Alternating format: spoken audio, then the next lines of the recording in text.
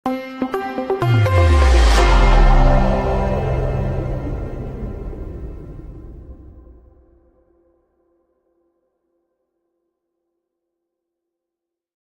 স্বাগত জানাই। অবশেষে দিল্লিতে আটক হয়েছে সেই স্বঘোষিত পুলিশ হত্যাকারী জুলাই সন্ত্রাসী মাহাদি হাসান। আমরা একে একে দেখব কিভাবে সে আটক হলো। সস্ত্রীক কথিত এক স্ত্রীকে নিয়ে সে বরাবরের মতো ছ্যাচরা বাংলাদেশিরা যেটা করে সেটাই করছিল, অর্থাৎ ইউরোপের একটি দেশে যাওয়ার চেষ্টা করছিল, পর্তুগাল, এবং এই চুক্তিভিত্তিক যে বিবাহ সেই বিবাহের মাধ্যমে তো সস্ত্রীক আটক হয়েছে দিল্লিতে, এবং দিল্লি থেকে তাকে বাংলাদেশে ডিপোর্ট করা হচ্ছে। সর্বশেষ আপডেট আমরা জানবো, এবং ধন্যবাদ দিতে চাই ভারতীয় নিরাপত্তার দায়িত্বে যারা রয়েছেন, পুলিশ, তারা খুব দ্রুত এই জুলাই জঙ্গিকে খুঁজে বের করেছেন এবং তারা প্রমাণ পেয়েছেন যে বাংলাদেশ থেকে অবৈধভাবে ভিসা নিয়েছে এই জুলাই জঙ্গি মাহাদি। অর্থাৎ ভিসার যে নিয়ম, যে শর্ত, সেগুলো গোপন করে প্রতারণার মাধ্যমে ভারতীয় ভিসা সে সংগ্রহ করতে পেরেছে। আপনারা জানেন বাংলাদেশে ভারতের ভিসা এক প্রকার সকলের জন্য বন্ধ। বিশেষ করে আপনি যদি ভারতের জন্য নিরাপদ কেউ হয়ে থাকেন তাহলে তো আপনি ভিসা পাবেনই না, এটা সম্ভবই নয় আর কি। মানে ভালো মানুষদের জন্য ভিসা পাওয়া কঠিন, কিন্তু এই ধরনের চোর বাটপার তারা বিভিন্ন পন্থায় ভারতের যে হাইকমিশন রয়েছে বাংলাদেশে, ভিসা সেন্টারগুলোতে তাদের টাকা পয়সা দিয়ে বিভিন্নভাবে লাখ লাখ টাকা দিয়ে তারা ভিসা সংগ্রহ করে, কারণ তাদের পালাতে হবে। জুলাই জঙ্গিরা সারা বাংলাদেশে আপনারা জানেন পালাচ্ছে, কারণ এরা এই গত 17-18 মাসে এমন কোনো নির্যাতন নেই মানুষের উপরে করেনি, এমন কোনো অসৎ পন্থা নেই যা অবলম্বন করেনি। অর্থাৎ চাঁদাবাজির মাধ্যমে মানুষকে ব্ল্যাকমেল করে, ফ্যাসিবাদের দোসর, তাদের যা মনে হয়েছে তাই বলে মানুষকে আসলে কোণঠাসা করে তাদের কাছ থেকে অর্থ তো হাতিয়ে নিয়েছেই, সাথে আরও অনেক ধরনের অপরাধের সাথে তারা যুক্ত। তো সেই জুলাই জঙ্গি মাহাদি হাসান দিল্লিতে গ্রেপ্তার হয়েছে সস্ত্রীক, এবং তাকে বাংলাদেশে ডিপোর্ট করা হয়েছে। এখন সম্ভবত সে বাংলাদেশ পুলিশ গোয়েন্দাদের জেরায় আছে। বাংলাদেশও অ্যারেস্ট হওয়ার প্রবল সম্ভাবনা আছে, যেহেতু তাদের যে ওস্তাদ, সেই মব সন্ত্রাসী, মব ফাদার মোহাম্মদ ইউনুস এখন আর ক্ষমতায় নেই। আপনারা জানেন এই জুলাই জঙ্গি বাংলাদেশে কিন্তু আটক হয়েছিল। একে একে দেখি চলুন তার সর্বশেষ অবস্থা কি। দেখতে পাচ্ছেন বাবা হাত করে রেখেছে, মানে বোঝাচ্ছে যে আমি সেফ, আমি তার কথা শুনবো। তার আগে একটু ঘুরে আসি। অনেক ভারতীয় বন্ধুরা বলেছেন যে আসলে সে পুলিশ হত্যা কিভাবে করেছে সেটা তারা জানেন না, একটু জানানোর চেষ্টা করব। ভারতীয়দেরকে ধন্যবাদ যারা সাহায্য করেছেন, যারা একে খুঁজে বের করেছেন, বা পুলিশ বা ভারতের আইন শৃঙ্খলা বাহিনীকে বারবার অনুরোধ করেছেন যে এই জুলাই সন্ত্রাসীরা যেন তাদের দেশে আশ্রয় না পায়। দেখুন, ভারত আমার মনে হয় একটা বড় ধরনের বিপদ থেকেও বেঁচে গেল। কিভাবে? দেখুন, এই হাদি নামক যে ছেলেটা, যে এই মাহাদির মতোই একটা জুলাই জঙ্গি, তার ভাষা উচ্চারণ শুনেছেন, প্রতিপক্ষকে মানে নারী কেন্দ্রিক খুব বাজে শব্দ, কলকাতার বন্ধুরা যেটাকে বলেন খানকির ছেলে, এরকম যে ওদেরকে ধরে নারীর জননাঙ্গ ছিঁড়ে ফেলতে হবে, এরকম সাউয়ামাও ছিঁড়ে ফেলতে হবে, এটা ছিল তার বেশ পরিচিত একটা, এগুলোকে স্লোগান বলবো, যাই হোক, এগুলো বলে তারা জনপ্রিয় হয়েছিল।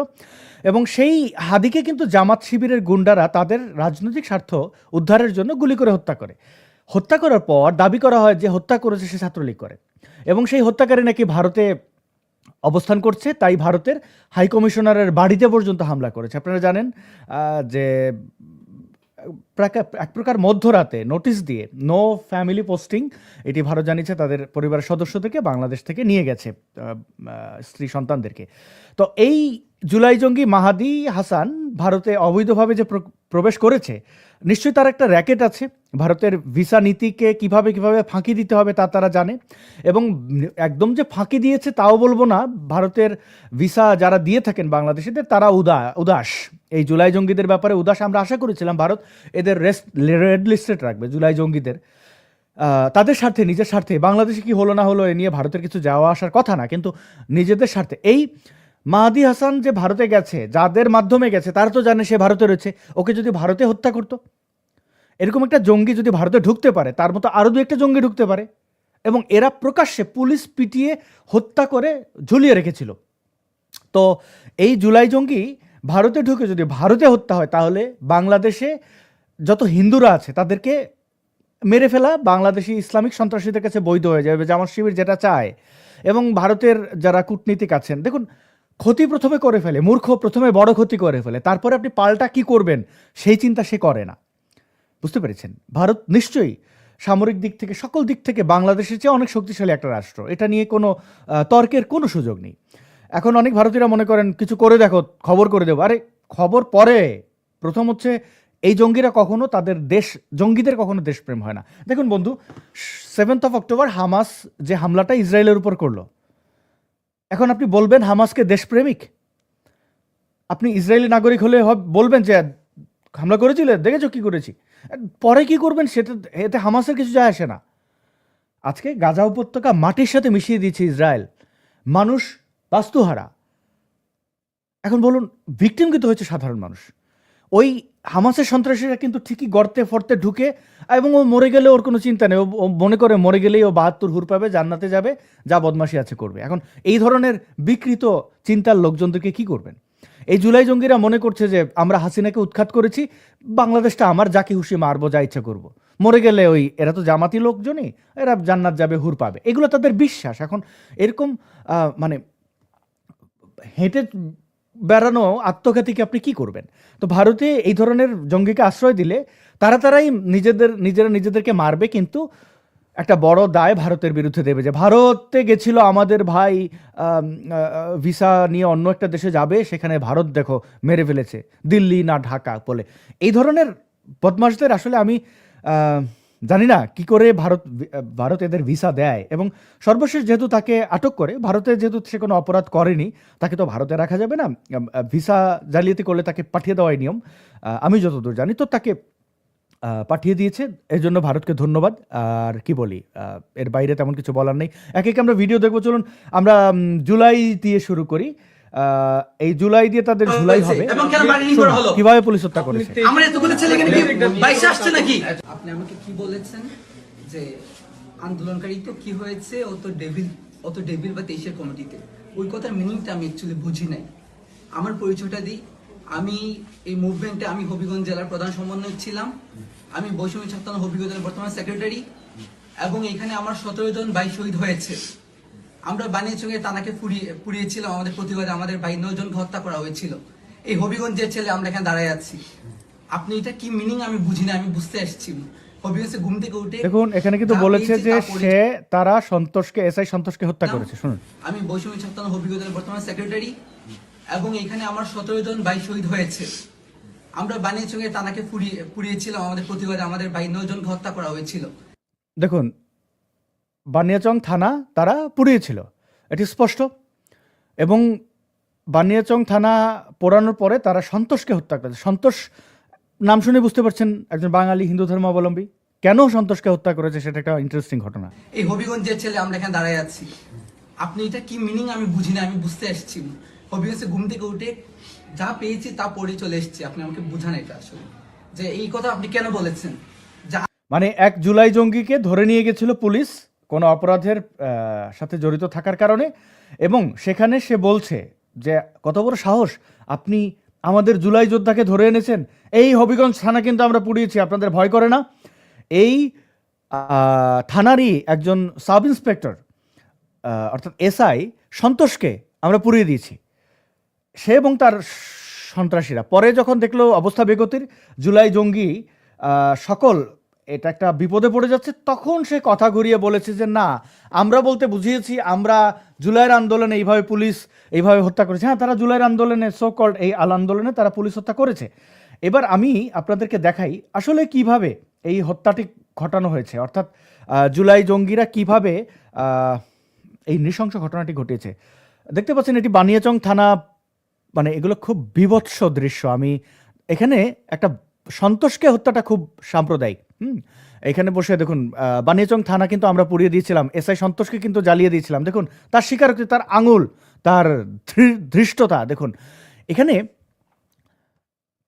যখন তারা মানে হত্যা করে গাছের সাথে ঝুলিয়ে দিয়ে এবং লাশ পুড়িয়ে দিয়েছিল, আপনারা জানেন দীপুচন্দ্র দাসের ঘটনা কি বিভৎস, নিশ্চয়ই আপনাদের এগুলো আমি ভারতীয় বন্ধুদের কাছে লজ্জিত, আহ, প্রবাসে মানে বাংলাদেশি যারা নন তাদের কাছে লজ্জিত। এমন একটা ঘটনা আমাদের দেশে ঘটেছে এবং আপনারা অনেকেই এটা মানে বিশ্বাস করতে পারেনি নিজের চোখকে। সন্তোষকে একইভাবে, আপনারা তো এই ঘটনার ভিডিও দেখেছেন, সন্তোষেরটা একই একই নৃশংসতা। এই দেখুন, থানার কাছে গ্রামের একজন বাসিন্দা অবশ্য ভিন্ন দৃষ্টিকোণ থেকে সন্তোষকে টার্গেট করার বিষয়টি সামনে আনেন। তার ভাষায়, থানা থেকে এসআই সন্তোষ মাদকের বিরুদ্ধে অভিযান চালাইতো। মানে এসআই সন্তোষের অপরাধ ছিল সে মাদক নির্মূল করতো, মাদক ব্যবসায়ী যারা আছে তাদের সে গ্রেপ্তার করত, আইনের আওতায় আনতো, কোর্টে দিত। একজন যদি ব্যবসার মধ্যে ক্ষতি করে তারে চাইব ছাড়ানোর লাগি। হ্যাঁ, একজন যদি ব্যবসার মধ্যে ক্ষতি করে তারে চাইব ছাড়ানোর লাগি। যারা মাদকের ব্যবসা করে তারাই বলে উঠল যে সন্তোষ চাই, সন্তোষ চাই। অর্থাৎ যখন এই জুলাই সন্ত্রাসীরা বানিয়াচং থানা ঘেরাও করে রেখেছে, তখন মিলিটারি এসেছে পুলিশ উদ্ধার করার জন্য। এবং এই আপনারা এই সিলেট টুডে ডেস্কের, সিলেট টুডের এই রিপোর্টটি পড়তে পারেন, আপনারা সার্চ করলেই পাবেন। সার্চ করার নাম বানিয়াচং থানায় পুলিশ কর্মকর্তা সন্তোষকে যেভাবে হত্যা করা হয়। আমি লিঙ্ক দিয়ে রাখবো ডেসক্রিপশনে। তো এখানে ওই মিলিটারিদেরকে বলেছে শুধু সন্তোষ চাই, সকল পুলিশকে নিয়ে যাও, সন্তোষকে লাগবে। কারণ একদল মাদক কারবারিরা বলেছে, আর একদল জুলাই জঙ্গিরা বলেছে ও সন্তোষ, যেই সন্তোষ চাই বলেছে সন্তোষ, আচ্ছা হিন্দু, আচ্ছা ও রয়ের এজেন্ট।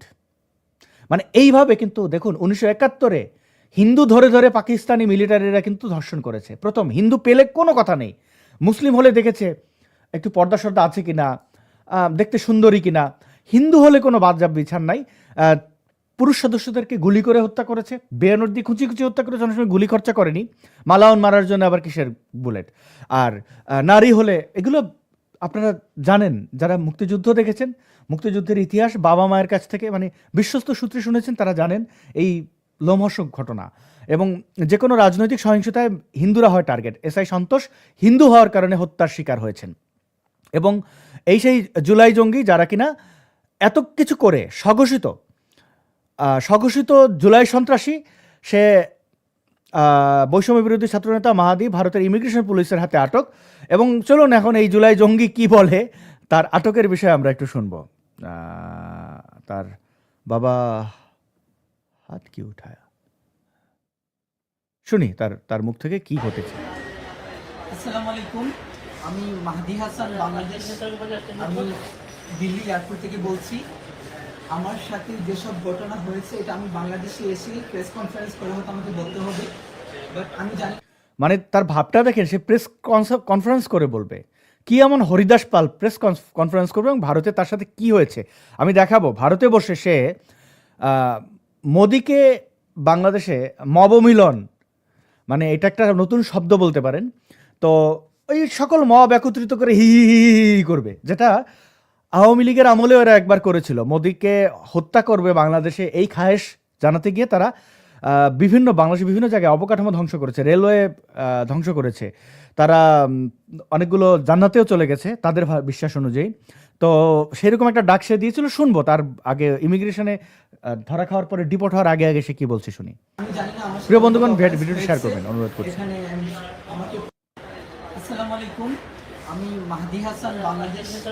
আমি দিল্লি এয়ারপোর্ট থেকে বলছি। আমার সাথে যেসব ঘটনা হয়েছে এটা আমি বাংলাদেশে এসে প্রেস কনফারেন্স করে হয়তো আমাকে বলতে হবে, বাট আমি জানি না আমার সাথে অনেকগুলো অকারেন্স হয়েছে। এখানে আমাকে প্রায় 40 মিনিটের মতো আমাকে পুলিশ কাস্টডিতে আটকে রাখা হয়েছিল। আমাকে খুবই বাজে আমার সাথে অ্যাপ্রোচ করা হয়েছে এবং তারা আমাকে জেলে দিতে চেয়েছিল। আই ডোন্ট নো আমি কী করেছি। এবং আমি বারবার বলেছিলাম যে if I do any kind of illegal work, আমার দেশের সাথে কন্ট্যাক্ট করেন, এম্বাসির সাথে কথা বলেন, আমার কান্ট্রি গভর্নমেন্টের সাথে কথা বলেন, বাট কেউ কিচ্ছু শোনে নাই। তারা আমার সাথে খুবই বাজে আচরণ করেছে। আমার 12:40-এর ফ্লাইট, আমি জানি না ধরতে পারবো কিনা। এখন সাডেনলি আমাকে এখন রিলিজ করা হয়েছে এবং ইমার্জেন্সিতে আমাকে ইমিগ্রেশন দেওয়া হয়েছে। আমার 12:40-এর ফ্লাইট। আমি বাংলাদেশের মানুষকে বলবো যারা আমার জন্য টেনশন করেছেন, থ্যাংক ইউ এভরিওয়ান। এবং আমি এখন সেফ আছি এবং এখন তারা আমাকে অ্যাপ্রোচ করতেছেন যে তারা নাকি ভুল মানুষকে ধরেছেন, বাট তারা আমাকে এত বাজে অ্যাপ্রোচ করেছে। Even one of the police, they were abusing me physically, touching me. আচ্ছা, টাচিং মি ফিজিক্যালি অ্যাবিউজ করেছে। অ্যাবিউজটা কিরকম? একটু আমার জানার ইচ্ছা করে অ্যাবিউজটা কি এরকম মানে আপনারা জানেন এই জুলাই জঙ্গিদের অন্যতম তাত্ত্বিক পিতা খালেদ মহিউদ্দিন হায়াল্লা খালেদের মতো এইভাবে অ্যাবিউজ করেছে। মানে খালেদ মহিউদ্দিনকে মোল্লারা এরকম একটু টিপে দেয়, এখানে এখানে টিপে দেয়। এবং এরা তো বাচ্চাদের দেখেন চুম্মা দেয়, খালেদের চুম্মাটা দেয় নাই বোধহয়, বা পর্দার আড়ালে হয়তো চুমু দিয়েছে, যেহেতু খালেদ একজন পরিচিত মুখ। অ্যাবিউজটা কীরকম করেছে দিল্লি পুলিশ? বলছে তার গায়ে হাত দিয়েছে, অ্যাবিউজ করেছে কিভাবে? প্যাসেঞ্জার কিভাবে করা উচিত কিনা। So thank you, I am safe, say international passenger. Safe now. এবং তারা আমাকে যে রিপ্রোচ করেছিল যে আমি এসআই সন্তোষকে কিল করেছি, এজন্য আমার মোবাইলকে even as I international passenger তারা কি আমার প্রাইভেসি চেক করতে পারে। আচ্ছা, ও বলে ওকে অ্যাকিউজ করা হয়েছে, একটু আগে আপনারা শুনলেন তার নিজের মুখের স্বীকারোক্তি, তারা এসআই সন্তোষকে হত্যা করেছে, বাণিজ্যং থালা পুড়িয়ে দিয়েছে। এরকম একটা সন্ত্রাসীকে পৃথিবীর কোন দেশ জায়গা দিতে পারে আপনি বলুন তো? কোন দেশের ভিসা নীতি বলে যে তুমি তোমার দেশের আইন শৃঙ্খলা রক্ষাকারী বাহিনীদের হত্যা করবে, বা কোনো যে কাউকে তুমি হত্যা করবে এসে আমাদের দেশে এসে তুমি ট্রানজিট হিসেবে আমার দেশ ব্যবহার করবে? সে ইন্টারন্যাশনাল কি বলছে তাকে প্যাসেঞ্জার, ইন্টারন্যাশনাল প্যাসেঞ্জার। হাও? তোকে কি পর্তুগাল ভিসা দিয়েছে? তুই তো ওইখানে মেডিকেল, তুই যা দিল্লি কেন গেলি, ইন্ডিয়া কেন গেলি? ব্যাংকক যেতে পারতি, একই ভাড়া।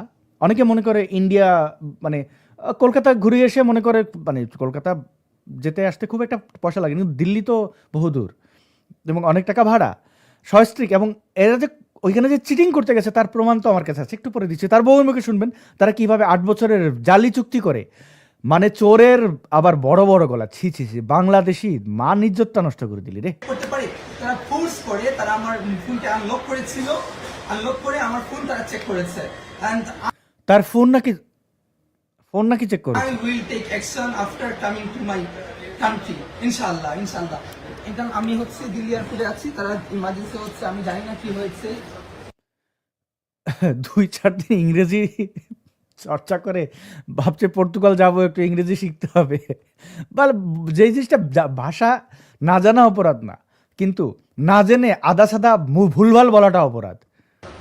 আমার দেশ আমাকে সহযোগিতা করেছে, আমাকে তারা ইমিগ্রেশন করেছে এবং বলেছে আমার জন্য ফ্লাইট ওয়েট করছে, তো আমি গেলে পর তারা কি করবে। তো থ্যাংক ইউ বাংলাদেশ। তার জন্য ফ্লাইট ওয়েট করছে। বলবো প্লিজ এটা কি ডাউনলোড করে যেন আমরা রাখি, কারণ আমি জানি না আমার সাথে কি হতে চলেছে। আমার 12:40 ফ্লাইট। আল্লাহ হাফেজ, বাংলাদেশে দেখা হবে ঢাকাতে। আচ্ছা, তার এই ভিডিওটা ডাউনলোড করে রাখতে বলেছে, জানে না সে কি হবে। ওকে, তার স্ত্রীকেও আটক করেছে, কথিত স্ত্রী, মনে রাখবেন। দেখেন, এই আপুটি কিন্তু ওই ভিএফএস গ্লোবালে তার সহযোগী ছিল। তারা একটা জালিয়াতি চক্র, দেখুন তার মুখ থেকে শুনুন। হ্যাঁ স্যার, হ্যাঁ আপনি মেয়েদের কে হয় আপনি? আচ্ছা, একটু বলে রাখি, এই হিজাবি মানে মুখ ঢেকে রাখা চোর বলবো না, ওই নারীকে আর একিউজ না করি। তার পাশে যে ভদ্রমহিলা বসা আছেন উনি সম্ভবত সিকিউরিটি ইন্টেলিজেন্সের বা পুলিশের, তিনি এই অপরাধী কেউ নন আমার ধারণা। আপনি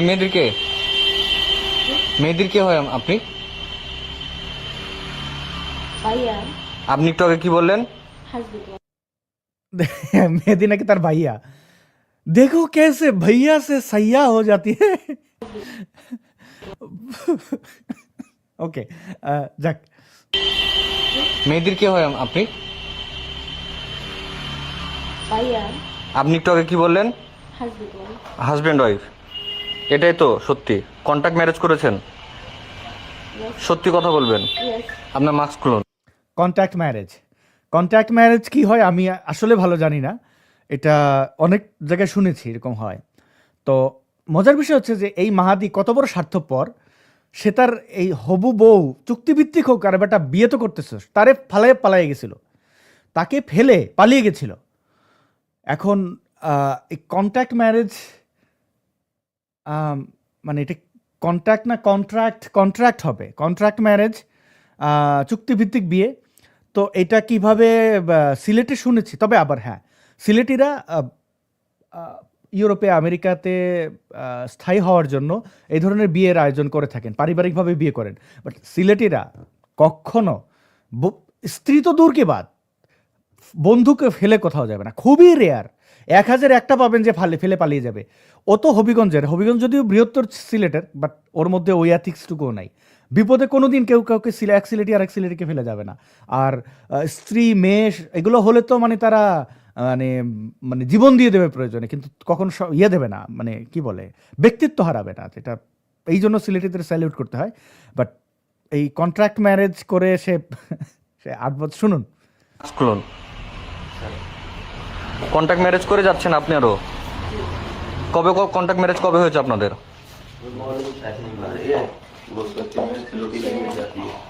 3-4 দিন আগে। তাহলে প্রায় 5-6 মাস আগে। আচ্ছা, ওকে। দেখুন 5-6 মাস আগে এই মানে জুলাই জঙ্গিরা ওই 5-6 মাস আগেই কিন্তু যা কিছু প্ল্যান, মানে এরা কিন্তু প্রচুর টাকা ক্রিপ্টো কারেন্সিতে নিয়ে রেখেছে। এর অ্যাকাউন্টে দেখা যাচ্ছে বিভিন্ন সোর্স থেকে ক্রিপ্টো কারেন্সিগুলো সার্চ করলে পাওয়া যায়। আমি কোনোদিন ক্রিপ্টো কারেন্সি কিনি নাই, আমার টাকাও নাই, পাচার তো প্রশ্নই আসে না। তো আমি অনেকগুলো স্ক্রিনশট দেখেছি, তার নামে কোটি টাকার মতো দেখা যাচ্ছে। এখন এটা সত্য মিথ্যা যারা এক্সপার্ট আছেন একটু জানাবেন, আপনারা একটু খোঁজ নেবেন। সে সম্ভবত ঢাকায় ইতিমধ্যে অ্যারেস্ট হয়েছে, সেটা যদি কারো কাছে ইনফরমেশন থাকে। দর্শক, আপনারা অনেকে মনে করেন যে হ্যাঁ, এই মাহাদিকে আইডেন্টিফাই করা, তার পাসপোর্টের নাম্বার সংগ্রহ এবং ভারতীয় বন্ধুদের অ্যাওয়্যার করার জন্য আমার একটা ভূমিকা ছিল, খুবই ক্ষুদ্র। এটার জন্য আমি একক, আপনারাই আমার শক্তি। আপনারা তথ্য দেন বলে, আপনারা এই বিষয়ে কনসার্ন থাকেন বলে আমরা এই জিনিসগুলো সামাজিক মাধ্যমে তুলে ধরি, মিডিয়াম মাত্র। তো বলবো যে হ্যাঁ, এটা আপনারাই এখন এখানে কমেন্ট করে জানাতে পারেন আপনাদের মধ্যে কেউ জেনে থাকলে। বাট এই এই এই দ্বিচারীদের কথা শুনুন, কিভাবে জালিয়াতির মাধ্যমে ভারতকে রুট হিসেবে ব্যবহার করে তারা যাওয়ার চেষ্টা করছিল পর্তুগালে। দেখুন, সারাদিন দিল্লি না ঢাকা ভারতকে গালাগাল দেয়। তুই যাচ্ছিস কেন ভারত? আমাকে দিয়ে উদাহরণ দেই। আমি পাকিস্তানকে অপছন্দ করি যতদিন না তারা যুদ্ধ অপরাধের জন্য রাষ্ট্রীয়ভাবে ক্ষমা চাইবে এবং আমাদের ভিকটিম যারা রয়েছেন, মুক্তিযুদ্ধে যারা ভিকটিম হয়েছেন তারা ক্ষমা করবেন, ততদিন পর্যন্ত পাকিস্তানের সাথে বিন্দু পরিমাণে কোনো সওদা হবে না। আমি মরে গেল, আমার যদি এমন হয় বেঁচে থাকতে যে এমন কোনো ওষুধ লাগবে যেটা পাকিস্তান ছাড়া নেই, আমি পাকিস্তান যাব না, না এবং না। এবং পাকিস্তানের কারোর সাথে কোনো সম্পর্কও তৈরি করব না। এটা সিরিয়াস। কিছুদিন আগে আমার পাকিস্তানি একটা মেয়ে আমাকে খুবই পছন্দ করেছিল, বেচারি দেখতে শুনতে খুবই সুন্দরী এবং সেকুলার, কিন্তু ওই আমি ভুলে প্রশ্নই আসে না, কারণ আত্মীয়তার মানে আর একটা প্রেমের সম্পর্ক, তারপরে তো সেটা বিয়েও হতে পারে। তো এখন আত্মীয় স্বজন হবে পাকিস্তানের, আমার যেতে হবে পাকিস্তানে বেড়াতে, জীবনে এই জিনিস নো ওয়ে। আমার অপশন থাকলে, অপশন না থাকলে পাকিস্তান, এটা হচ্ছে ব্যক্তিত্ব। তোরা বেটা ভারতকে পছন্দ করিস না, যাচ্ছিস কেন ভারত? কেন যাচ্ছিস ভারত? আর পৃথিবীতে দেশ নেই?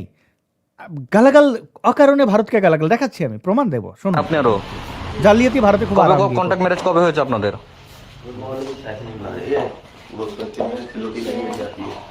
3-4 দিন আগে। তাহলে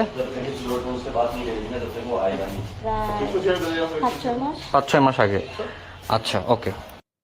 বেচারি ওই একটু আগে ওই জুলাই জঙ্গিটা যেরকম ইংরেজি বলছিল, নো, আরে তোর বাংলায় জিজ্ঞেস করেছে, তোর তো 7 কপাল যে দিল্লিতে একজন বাঙালি এনেছে, তারা পুলিশ ভালো না হলে তো এটা করতো না।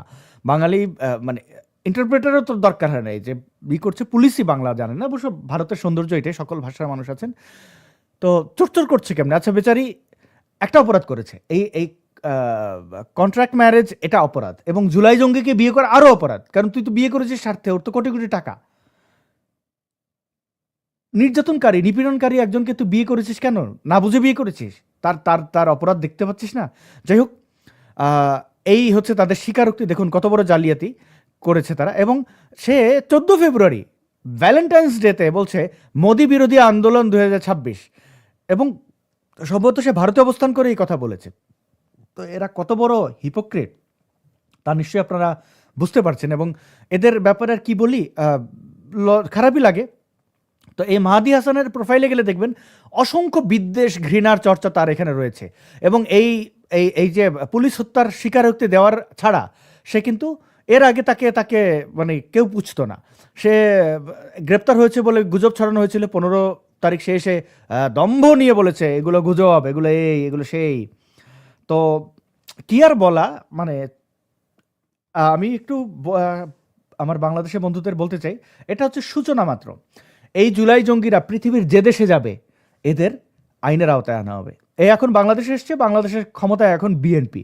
আমার মনে হয় না বিএনপির সাথে যে পরিমাণে বেয়াদবি এরা করেছে, বিএনপি নেতাকর্মীদেরকে এই চাঁদাবাজির ভাগ দিতে হবে প্রতিদ্বন্দ্বী মনে করে, এমন কোনো মানে অসৎ আচরণ নেই, তারা করেনি। তো বিএনপি এদের ছাড় দেবে বলে মনে হয় না। জুলাই জঙ্গি তো জুলাই জঙ্গি, এবং পুলিশ হত্যাকারীদেরকে পুলিশ ছাড় দেবে বলে আমি বিশ্বাস করি না। দেখুন, কয়েকটা কথা বলি। ব্যক্তিগত পর্যায়ে এটা কথা বলছিলাম যে দেখুন, কোনোদিন শুনেছেন কোনো পুলিশ, অনেক পুলিশ দুর্নীতি করে, কিন্তু এই দুর্নীতির টাকা ভাগাভাগি করা নিয়ে মারামারি করেছে কোনোদিন শুনেছেন? ডাকাতরা কিন্তু ডাকাতির মালামাল ভাগাভাগি নিয়ে বহু ঘটনা আছে, মারামারি করেছে এবং একে অন্যকে হত্যা করেছে। পুলিশকে শুনেছেন কোনোদিন মারামারি করেছে? বা এক থানার পুলিশ আর এক থানার পুলিশের সাথে গিয়ে মারামারি করেছে? যেমন ঢাকা সিটি কলেজের সাথে আর একটা কলেজের প্রায় সময় ম্যাচ হয়, মারামারি হয়। তো এরকম ঘটনা পুলিশে শুনেছেন? না। পুলিশের মধ্যে চেইন অফ কমান্ড বলতে একটা ব্যাপার থাকে। তারা সতীর্থদের উপরে কখনো অস্ত্র তুলে নেয় না, তারা সতীর্থদের উপরে নিপীড়ন চালায় না। হ্যাঁ, মনোমালিন্য হতে পারে, কিন্তু নিপীড়ন করে না। আপনি এত হাজার হাজার পুলিশ হত্যা করে ফেলেছেন, আর আপনি মনে করছেন জুলাই জঙ্গি আপনাকে পুলিশ ছাড় দেবে? No way. আমি একটা ভিডিও দেখাবো। এই কথা বলতে বলতে একটা ভিডিওর কথা মনে পড়লো। এই জুলাই জঙ্গিদের ভিডিওর ফাইলের মধ্যে এটা রেখেছি। পুলিশ কখনোই তার সতীর্থকে হত্যার ব্যাপারটি ছাড় দেবে না, কোনোভাবে না। তো পুলিশ এই যে, এবং আমি মানুষ হিসাবে, পুলিশ হত্যা আপনি করেছেন, তোরা করেছিস, আমি কোনোভাবেই তাদেরকে সমর্থন দিতে পারি না, এটার কোনো সুযোগ নেই। পুলিশ হত্যাকারীর কোনো ছাড় হইতে পারে না। এবার হচ্ছে যে এখন কেন ছাড় হতে পারে না? কারণ পুলিশ হচ্ছে এই সমাজ ব্যবস্থা ধরে রাখার জন্য। পুলিশের মধ্যে দুর্নীতিবাজ থাকতে পারে, কিন্তু এটা আমাদের দেশ ধরে রাখার জন্য তারা নিরলস পরিশ্রম করে যাচ্ছে। এবং কোনো নিরীহ মানুষকে হত্যার আমি সমর্থন করি না। যেমন জুলাইয়ের আন্দোলন যখন চলছিল, শেখ হাসিনার সরকার তাদের দমনের নামে যে নিপীড়ন করছিল, আমি সেই নিপীড়নের বিরুদ্ধে ছিলাম। এখন দেখুন এই জুলাই জঙ্গিদেরকে পুলিশ কিভাবে আপ্যায়ন করছে, তাদের মুখ থেকেই শুনুন। সামনে অনেক কিছু অপেক্ষা করছে। এবং আমি বললাম যে একটু আগে, যে পৃথিবীর কোনো দেশে গিয়ে জুলাই জঙ্গিরা নিরাপদে থাকতে পারবে না। এই টাকা আত্মসাৎ করেছে, সেগুলো খেয়ে আরামে ভুড়ি বানাবে নাহিদ, এই যে হাসনাত, গালের চর্বি বেড়েছে না, আসিফ মাহমুদ, সজীব ভুইয়া, হাঁস খাওয়া আজীবনের জন্য মিটে যাবে। যোদ্ধা বলার কারণে আমারে আর কুকুরের মতো মারধর করছে ওই পুলিশ অফিসার। গাড়িতে উঠিয়ে কুকুরের মতো মারছে এবং থানায় নিয়ে কুকুরের মতো মারছে। আমার এমন অবস্থা করছে, আমি যে জুলাই যোদ্ধাটা বলবো, বলার মতো অবস্থা আমার ছিল না। অমনু, তুমি ইয়ে কি কইতে আসো? তুমি কি কইতে আসো তোমার পুকুরের মতো মারছে নাকি কুকুরের মতো মারছে? আমি তো বুঝতে আসি না। আবার একটু শুনি মোরা। জুলাই যোদ্ধা বলার কারণে আমারে আর কুকুরের মতো মারধর করছে ওই পুলিশ অফিসার। গাড়িতে উঠিয়ে কুকুরের মতো মারছে এবং থানায় নিয়ে। ওরে মাউগার ফো, তোরে যে বাঁচাইয়া রাখছে হেই তো বেশি করছে। আচ্ছা, এইখানে মুই বরিশালের মানুষে কোনো ব্যাঙ্গাইতে আসি না। মোর মায়ের বাড়ি বরিশাল, মুইও হাফ বরিশাল্লা। তো মনু কইতে আছে, হ্যাঁ রে এমন কেন হইছে? হে কইছে মুই জুলাই যোদ্ধা করার পরে আরো কেন হইছে, কুত্তার মতো কেন হইছে, পুকুরের মতো না কুকুরের মতো? শোনেন, জুলাই যোদ্ধা বলার কারণে আমারে আর কুকুরের মতো মারধর করছে ওই পুলিশ অফিসার। গাড়িতে উঠিয়ে কুকুরের মতো মারছে এবং থানায় নিয়ে কুকুরের মতো মারছে। তাহলে কি মুই কইতে পারি তোমারে হাদির ভাষায় সাউয়া মাউয়া সেরা দেছে? এরকম হইতে থাকবে না, দেখতে থাও। আমার এমন অবস্থা করছে, আমি যে জুলাই যোদ্ধাটা বলবো, বলার মতো অবস্থা আমার ছিল না। ওই অবস্থায় আমার তারা কারাগারে পাঠাই। তো এটা হচ্ছে উদাহরণ পুলিশ কিভাবে ট্রিট করবে জুলাই জঙ্গিদের। তারা তাদের সতীর্থদের লাশ ভুলে যায় নাই। তার সামনে তার কলিগকে পিটাইয়া মারছেন। পুলিশের মধ্যে কে হিন্দু, কে মুসলিম, কে বৌদ্ধ, কে খ্রিস্টান, এটা ধর্ম পালনের ক্ষেত্রে পার্থক্য থাকতে পারে, কিন্তু দিন শেষে তারা পুলিশ। ইউনিফর্মের লোকজনদের উপর হাত তুলেছেন। জুলাই জঙ্গি, তোমরা যে কত বড় বদমাইশ, এটা তো আমরা তোমাদের আসল রূপ তো দেখে ফেলেছি। প্রথম তো ভেবেছিলাম তোমরা ভিকটিম। এই মাহাদি হাসান এ শুরু থেকে কিন্তু এই মানে তালে হয়ে গেছে এরকম না। এর প্রোফাইলে গিয়ে আপনারা অতীতের পোস্টগুলো দেখেন, বুঝতে পারবেন। এরা রিক্রুট করা। তো এই জুলাই জঙ্গিরা পৃথিবীর যে দেশে যাবে, ইউরোপ হোক, আমেরিকা হোক, আরব হোক, ভারত হোক, আমরা আইন হাতে তুলে নেব না, কিন্তু তাদের জায়গায় যেরকম ভারত দেখলো এরা জালিয়াতি, এরা দুর্নীতিগ্রস্ত, এরা মানুষকে নির্যাতন করে পালাচ্ছে, সুতরাং তাদের বিরুদ্ধে অনেক এভিডেন্স আছে। আমরা জাস্ট ওই এভিডেন্সগুলো তুলে ধরবো।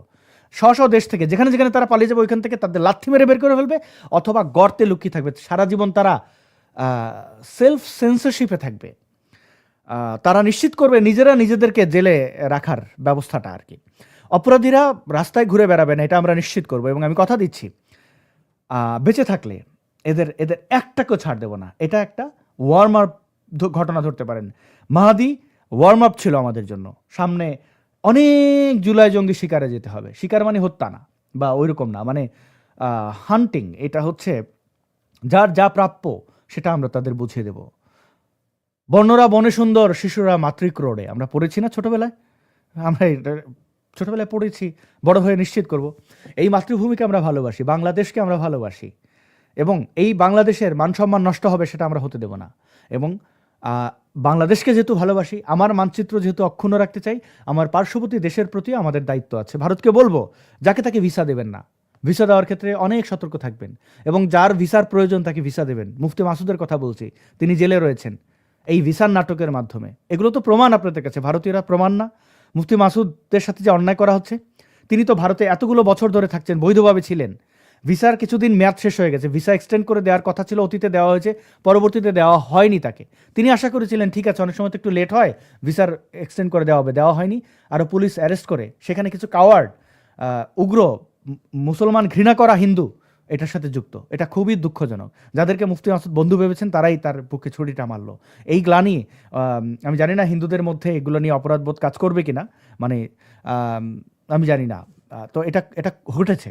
মুফতি মাসুদও ডিজার্ভ করে, মুফতি মাসুদদের মতো যারা বাংলাদেশ থেকে এই সন্ত্রাসীদের সমালোচনা করে এসে বাংলাদেশ থেকে বিতাড়িত, তাদের আশ্রয় দেওয়া উচিত। শত্রু বন্ধু, এই নীতি বলেন না ভারত চাণক্য নীতির দেশ, এইটা কি চাণক্য নীতির উদাহরণ? মাসুদদের ক্ষেত্রে এক নীতি, আর এই জুলাই জঙ্গিদের ক্ষেত্রে আর এক নীতি। আমার মনে হয় তাদের ভিসার ক্ষেত্রে যাচাই বাছাই করা উচিত। আর যদি যাচাই বাছাই না করেন, আর কাসাবদের মতো কেউ যদি আপনাদের দেশে ঢুকে কোনো বোমাবাজি করে, আমাদেরকে দোষ দিয়েন না। আমরা সর্বোচ্চটুকু চাই আমাদের পার্শ্ববর্তী দেশ নিরাপদ থাকলে আমরা নিরাপদ, আমরা নিরাপদ থাকলে আমার পার্শ্ববর্তী দেশ নিরাপদ। এটা একে অন্যের সাথে আসলে ওতপ্রোতভাবে যুক্ত, এটা বর্ডার। আমরা তো চাইলেই, এটা তো কোনো জন্মদিনের কেকের টুকরা না যে এক টুকরা নিয়ে আর এক জায়গায় রেখে দিলাম। আমরা মানচিত্র বদলাতে পারবো না। সুতরাং একে অন্যকে সহায়তা করব এবং শত্রু মিত্র চিনব। অনেক ধন্যবাদ দর্শক আপনাদেরকে এই খণ্ডকালীন লাইভ শোটি দেখার জন্য। আমি বাংলাদেশ সময় রাত 10টায় আমাদের প্রিয় মুখ লোপা রহমানের সাথে একটি লাইভ শো থাকবে, আপনারা দেখবেন সেটা আশা করছি। এবং সেখানে থাকবে বাংলাদেশের রাজনীতি নিয়ে একজন নারী অ্যাক্টিভিস্ট হিসাবে লোপা রহমান কীভাবে দেখছেন নতুন বাংলাদেশ, এবং তার চাওয়া পাওয়ার জায়গাটি আমরা জানার চেষ্টা করব। সেকুলার থট কীভাবে আরও এস্টাবলিশ করা যায় সেই বিষয়ে তাঁর বক্তব্য শুনব। অনেক ধন্যবাদ। শুভ সন্ধ্যা বা শুভরাত্রি জানাচ্ছি বাংলাদেশ এবং ভারতের দর্শকদেরকে, এবং ভারতীয়দেরকেও একটু আলাদাভাবে কৃতজ্ঞতা জানাই। আপনাদেরকে আমি অনেক সময় হার্ট করি, এগুলো পার্ট অফ মাই অ্যাক্টিভিজম। আপনাকে বুঝতে হবে, আমাদেরকে প্রতিনিয়ত ভারতের দালাল বলে গালাগাল শুনতে হয়। আমরা ভারতের কাছ থেকে কোনো সুবিধা নেই না, সুবিধা আশাও করি না, এবং আপনাদের অনেক ভুল হয়। সেই ভুলগুলো যদি রয়েস হয়ে বলি, তাহলে বলবো আচ্ছা দাদাদেরকে তুমি খুব সমীহ করো, দাদাদেরকে কি বলবে ওরা, ওই জুলাই জঙ্গি বা সন্ত্রাসীদের কথা ভেবে আপনাদের কোনো বিশেষণ ব্যবহার করে না। কিন্তু এগুলো অনেক সময় দুঃখ কষ্টও আসে। আমার জায়গায় আপনি হলে যদি সৎ হয়ে থাকেন তাহলে একটু বিবেচনা করবেন। একের পর এক আমাদেরকে হার্ট করা হয়, আমরা নিরপরাধ, আমাদেরকে বৈষম্য করা হয়, এবং যারা বৈষম্যবাদী এদেরকে কোলে তুলে নেওয়া হয়। আমরা এর চেয়ে মানে কি বলতে পারি, এটা একটু ভেবে